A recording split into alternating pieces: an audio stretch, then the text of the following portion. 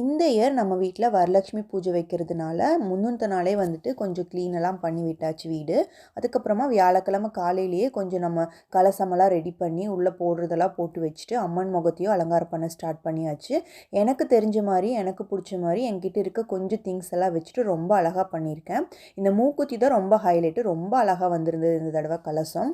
Back stage என்கிட்ட இருக்க கொஞ்சம் பூவெல்லாம் வச்சு டெக்கரேஷன் பண்ணியாச்சு. அங்கே கேண்டில் வைக்கிறது, அப்புறம் அந்த பானையிலிருந்து கொஞ்சம் காசு வர மாதிரி இருக்கிறதெல்லாம் ஆதவதியும் சேர்ந்து பண்ணிட்டு இருந்தாங்க.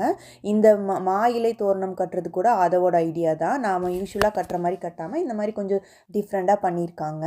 வியாழக்கிழமை சாயந்தரமே அம்மனை வந்துட்டு வீட்டுக்குள்ளே அழைக்கிறதெல்லாம் பண்ணியாச்சு. ஆரத்தியெல்லாம் எடுத்து எல்லாம் பண்ணணும். நானும் கொஞ்சம் வீட்டில் ஸ்வீட்ஸு காரம்லாம் பண்ணிவிட்டு சாமிக்கும் வச்சுட்டு நாங்களும் எல்லாம் சாப்பிட்டு ரொம்ப திருப்தியாக சாமி கும்பிட்ட மாதிரி இருந்தது. ரொம்ப நல்லாவும் இருந்தது. ரொம்ப நாளுக்கு அப்புறம் வீட்டில் சாமி கும்பிட்றது. எங்கள் புது வீட்டில் வந்து இதுதான் ஃபர்ஸ்ட்டு நான் வந்து வரலட்சுமி நோன்பு வைக்கிறது. அதனாலேயே ரொம்ப ஸ்பெஷலாக இருந்தது இந்த இயர். ரொம்ப ஹாப்பியாக இந்த இயர் போச்சு. எல்லாருக்கும் வரலட்சுமி விரத வாழ்த்துக்கள்.